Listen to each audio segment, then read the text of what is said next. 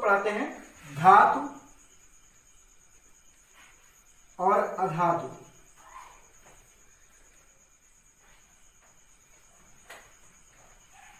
ठीक, धातु और अधातु।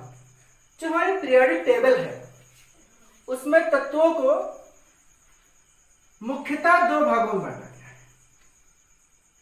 ठीक, धातु और अधातु। ठीक, ऐसे तत्व जिनमें धात्विक गुण होते हैं धातु कहलाते हैं, और अधात्विक तत्व होते हैं तो अधातु कहलाते हैं, और जिनमें इन दोनों के गुण पाए जाते हैं उसे उपधातु कहते हैं। ठीक, तो कहने का मतलब यह है कि हमारी पीरियोडिक टेबल को तीन भागों में बांटा गया है, धातु, अधातु और उपधातु। ठीक, अब धातु की परिभाषा की बात करें अगर, तो वे तत्व धातु कहलाते हैं। धा मतलब धन, धा मतलब धन, मतलब वे तत्व जो इलेक्ट्रॉन त्याग करके धनायन बनाते हैं, वे तत्व जो इलेक्ट्रॉन त्याग करके धनायन बनाते हैं धातु कहलाते हैं। राइट, दूसरी बात करते हैं अधातु की। अब ये इलेक्ट्रॉन त्याग रहे हैं तो ये क्या करेंगे, ग्रहण। तो अधातु वे तत्व होते हैं जो इलेक्ट्रॉन ग्रहण करते हैं, और जो इलेक्ट्रॉन ग्रहण करके ऋणायन बनाते हैं वो कहलाते हैं अधातु, और जिनमें इन दोनों के लक्षण पाए जाते हैं उसे कहते हैं उपधातु। ठीक, अब एग्जाम हम परिभाषा की तरह देखते हैं। धातु की बात करें अगर, तो धातु क्या है, धातु जो है वे पदार्थ है जो इलेक्ट्रॉन क्या करते हैं, इलेक्ट्रॉन त्यागते हैं, क्या कहलाते हैं, धातु। राइट, कैसे त्यागते हैं, एग्जाम्पल ले लेते हैं, जैसे सोडियम है, पोटेशियम है, आयरन है, कॉपर है, जिंक है। ठीक, ये सब धातु है। अब हम बात कर लेते हैं सोडियम धातु कैसे है। तो रीजन ये है, सोडियम को अगर हम क्या करें, आयनित करें तो क्या होगा, सोडियम प्लस बनाएगा और एक इलेक्ट्रॉन बाहर। तो यहां पे सोडियम ने क्या किया, धनायन बनाया। सोडियम धनायन बनाना इसलिए क्या है, बोलो, धातु है ना। तो इसलिए जो भी इलेक्ट्रॉन त्याग करके धनायन बनाते हैं वो धातु है। अब हम बात कर रहे हैं अधातु की। ठीक, अधातु किसे कहते हैं, हमने कहा अधातु वे तत्व होते हैं जो इलेक्ट्रॉन ग्रहण करते हैं। तो अधातु क्या होते हैं, अधातु जो इलेक्ट्रॉन ग्रहण करते हैं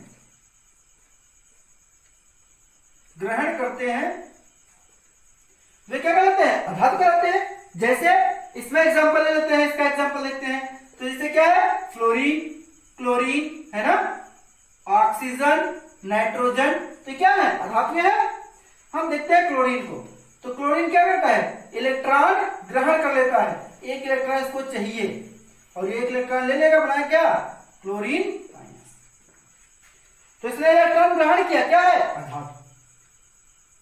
तो ये हो गई धातु और अधातु की बात। ठीक, अब इसके बाद हम उपधातु देख लेते हैं। हमने कहा जो दोनों के लक्षण दिखाए, मतलब वे तत्व जो दोनों के लक्षण प्रदर्शित करें, धातु और अधातु दोनों के, वो कहलाते हैं उपधातु। जैसे उपधातु में क्या है, एग्जांपल है सिलिकॉन, जर्मेनियम, एंटीमनी, ये क्या है, उपधातु। राइट, ये था धातु और अधातु तथा उपधातु। अब हम बात कर लेते हैं धातुओं के भौतिक गुण की।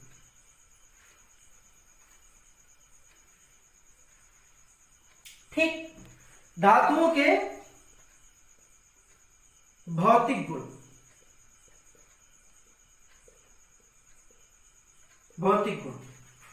ठीक, क्या है धातुओं के गुण, तो पहला गुण क्या है, धातुएं जो कैसी होती हैं, चमकदार होती हैं।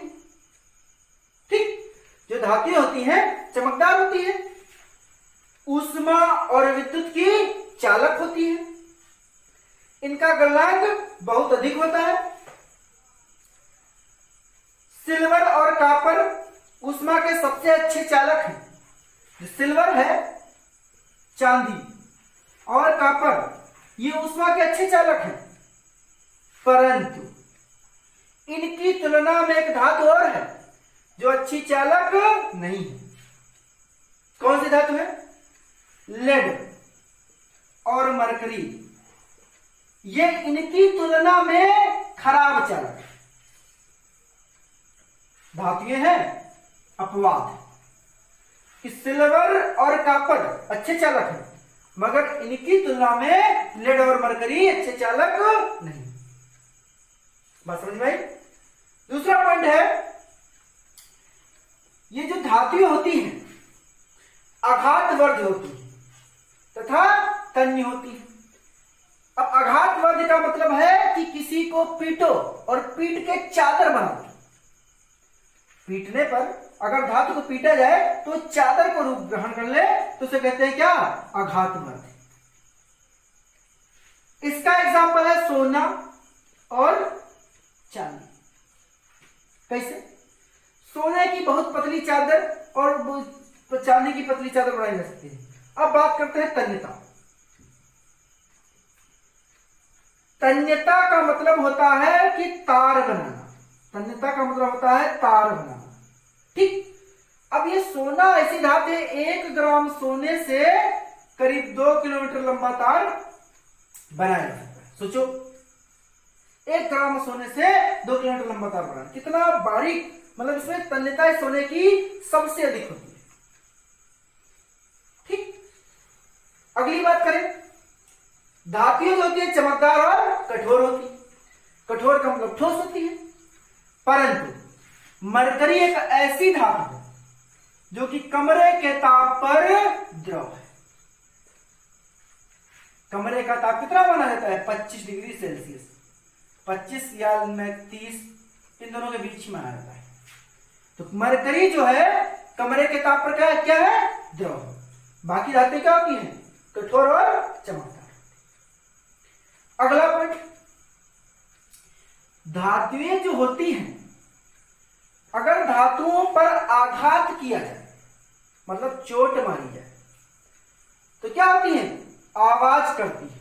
मतलब धातुएं क्या होती हैं? ध्वनिक होती हैं, और इस ध्वनिक को सोनरस भी कहते हैं। ध्वनिक मतलब सोनो रस भी कहते हैं। क्या होती है? ध्वनिक होती है। मतलब धातुओं पे अगर आघात किया जाए तो धातुएं क्या करेंगी? ध्वनिक मतलब आवाज करेंगी। ये थे धातुओं के भौतिक गुण। बात समझ में आई? अब देखते हैं अधातुओं के भौतिक गुण।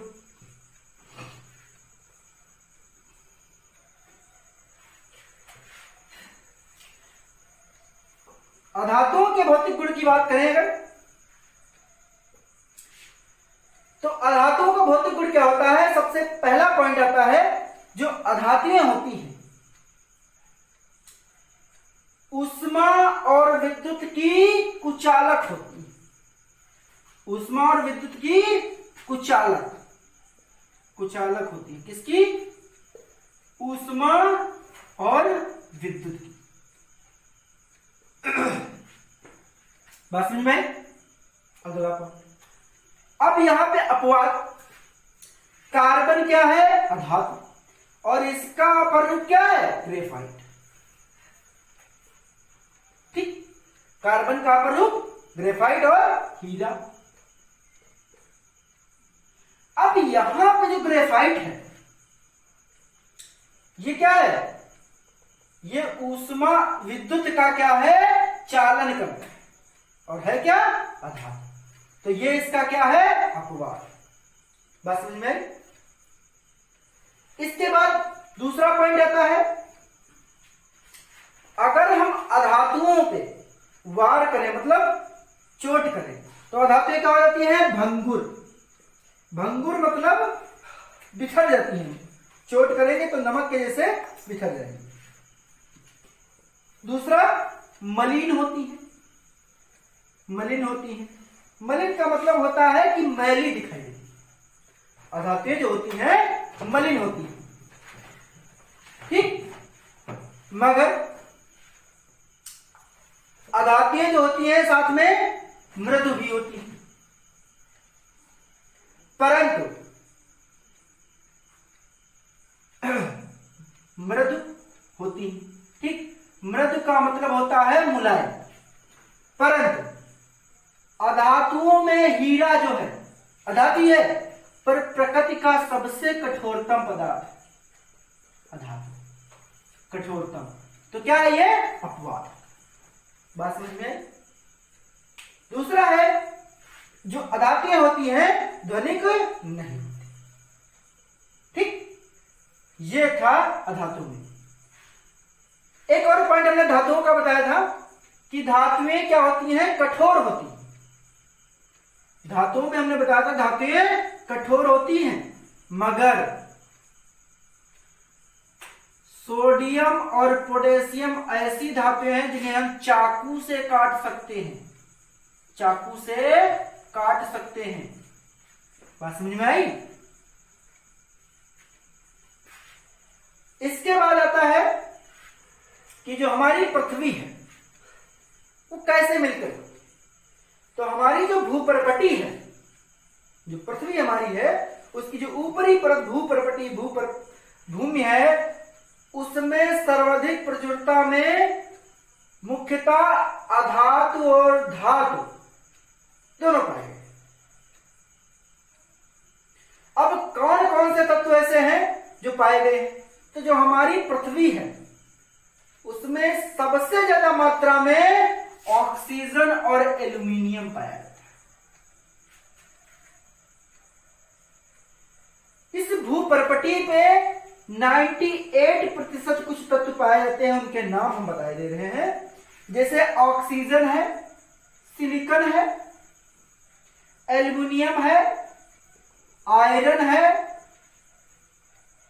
कैल्शियम है, सोडियम है,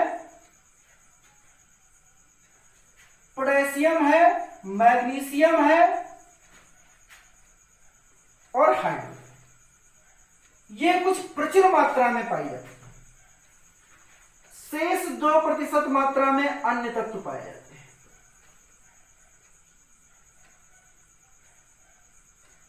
तो ये थी हमारी भूपर्पटी की संरचना के बारे में। अब हम बात कर लेते हैं, हमारी पीरियोडिक टेबल में एक तत्व ऐसा आया है जिसको कहते हैं हाइड्रोजन। और ये हाइड्रोजन जो है, हाइड्रोजन क्या है? ये द्वितीय नेचर शो करता है। जो हाइड्रोजन है ये द्वितीय नेचर शो करता है, द्विलक्षण दिखाता है। धातु के जैसा भी है और अधातु के जैसा। अगर हाइड्रोजन में इलेक्ट्रॉन ग्रहण करवा दिया जाए तो ये बनाएगा हाइड्रोनियम आयन, मतलब हाइड्रोजन आयन, ऋणात्मक आयन बनाएगा। अगर एक हाइड्रोजन निकल जाए, इस हाइड्रोजन से एक इलेक्ट्रॉन निकल जाए तो हाइड्रोजन आयन बनता है। इधर धनात्मक बना रहा है, इधर ऋणात्मक बना रहा है। यहां कंफ्यूजन, इसके दो लक्षण हो गए। अब हम कंफ्यूज कि धातु है या अधातु है। यहां पे हमारा रूल फेल हो रहा है, इधर प्लस इधर माइनस दोनों काम कर रहा है। तब यहां पे हम क्या देखते हैं? तीसरी प्रॉपर्टी देख रहे हैं धातुओं की, कि ये धातुओं की जैसा क्या हाइड्रोजन में एक कमी है, यह धातुओं जैसा आघातवर्ध नहीं है, धातुओं जैसा चमक नहीं है इसमें, इसलिए इसको ना ये धातुओं से कठोर है, इसलिए इसको द्वितीय लक्षण में रखा गया कि ये धातु और अधातु के बीच की कड़ी हो गई। और इस कड़ी को सिद्ध किया बाद में जब इसके गुण देखे गए कि हाइड्रोजन में चमक नहीं थी, आघातवर्ध नहीं था, तन्यता नहीं थी, कठोरता नहीं थी, इसलिए इसको फिर से मान लिया गया ये अधातु। बात समझ में आई? तो आज की क्लास में इतना ही। मिलते हैं नेक्स्ट वीडियो में धातुओं के रासायनिक गुणधर्म।